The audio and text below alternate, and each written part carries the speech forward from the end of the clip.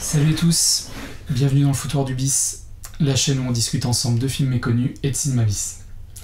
Si je vous dis que le film d'aujourd'hui est une fusion entre Beethoven et The Thing, impossible me direz-vous?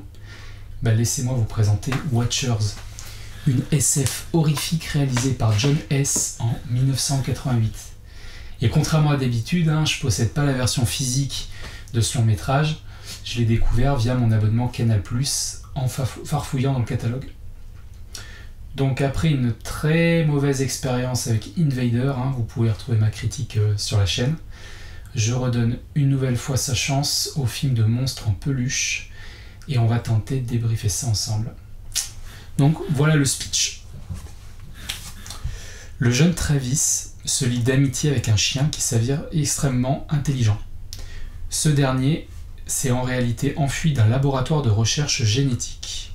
Mais ce que Travis ignore, c'est que le chien est traqué par une créature qui est, elle, beaucoup moins sympathique. Alors il faut savoir que Watchers est une adaptation d'une œuvre de Dean Airkins, l'écrivain à succès de romans horrifiques. J'ai pour ma part lu La mort à la traîne de l'auteur, donc je connais un petit peu cet écrivain. Et ce qui se passe très bien dans un bouquin ne l'est pas nécessairement à l'écran. À la lecture du synopsis, il y aurait de quoi vraiment sourire avec ce scénario des plus nanardesques. Mais bon, il est important de signaler que le ton employé ici se veut très premier degré. Les acteurs y croient à mort en ce qu'ils racontent, porté par Jack Nicholson. Non, je déconne. Michael Ironside, qui pour moi est son sosie parfait.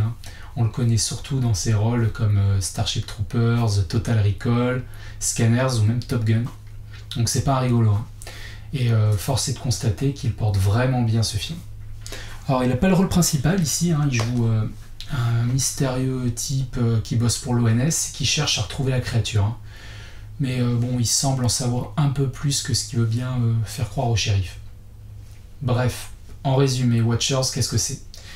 Dès la première séquence, on assiste à l'explosion du laboratoire expérimental. Il y a un Golden Retriever qui parvient à s'échapper, mais il est poursuivi par une sorte de Yeti qu'on entrevoit à peine. S'ensuit un flash info qui donne des précisions sur les possibles circonstances du drame. Et pour rien spoiler, je vais faire quelques raccourcis, mais le chien et la créature qui la poursuit sont connectés mentalement ensemble des suites des expériences subies là-bas.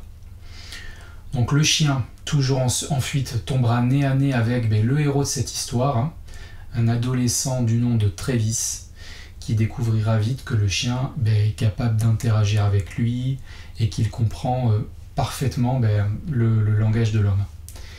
Et partout où le Golden Retriever va s'arrêter, la bête va apparaître et tuer tous les malheureux qui croiseront sa route. Et pour moi, c'est ce rapport entre Travis et le chien qui pêche vraiment. Ça m'a fait sortir du film à plusieurs reprises. C'est peut-être juste moi, mais bon, j'y ai pas cru une seconde. Non pas parce que c'était mal amené, mais les hommes qui communiquent avec les animaux et tout, ça prend pas, ça fait vraiment too much. Et j'avais pas envie de voir ça à l'écran, clairement. Donc quoi qu'il en soit, on sent qu'on est face à un film qui a du mal à trouver son public. On alterne entre les phases touchantes avec le gosse, sa mère et le chien, avec une bête sanguinaire énuclant les victimes qui croisent sa route. C'est assez troublant, j'ai rarement vu un parti pris comme ça. Du coup, on se retrouve avec un film trop violent pour les enfants et en même temps mal exploité et trop mielleux sur ces passages-là pour des adultes. Watchers, c'est pas du tout un film grand public, mais il se perd par son manque d'identité, quoi. Et moi, les films romantiques, larmoyants, sentimentaux, moi j'adore ça, c'est pas vraiment ça le problème. Mais les films sur les animaux d'ailleurs aussi, je prends beaucoup de plaisir à revoir Beethoven, Air Bud, L'incroyable voyage, avec ma fille, aucun souci. Mais c'est dans ce contexte-là, dans une série B qui se veut horrifique à la base, ça crée un vrai décalage qui m'a empêché de profiter pleinement, quoi. Mais miracle, la deuxième partie, qui est à mon sens beaucoup plus intéressante et qui réussit bien plus que la première, parce qu'on va beaucoup plus s'intéresser au personnage principal ainsi qu'aux deux types de l'ONS. Et la fin nous offre même une petite révélation sympathique, même si j'avoue que je l'ai capté bien avant.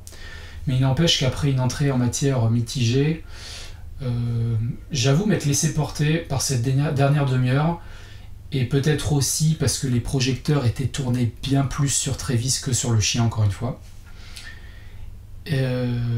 Voilà, bon, du côté de la peluche, hein, comme j'aime l'appeler, suite à la toute première scène, on a peur que la suite fasse un peu ridicule, mais ça le fait bien, hein, les apparitions du monstre se font toujours en suggéré, tout comme les meurtres, hein, d'ailleurs. On nous présente jamais réellement des images explicites, mais plutôt le résultat final, avec des cadavres ensanglantés lorsque la police vient constater les victimes. La peluche, elle surgit en très gros plan ou dans la pénombre pour préserver sa crédibilité, hein. Évidemment que si elle débarquait comme ça en plan large, ça le ferait pas, quoi. On sent également que John Hess s'est inspiré d'Evil Dead, hein, pour toutes les phases de déplacement de la bête. On progresse à travers ses yeux avec des plans de caméra en accéléré dans la forêt et un petit clin d'œil à Sam Raimi. J'ai effectué quelques recherches aussi pour savoir un peu plus sur ce film, hein. Figurez-vous qu'on a affaire ici à une saga. Ouais.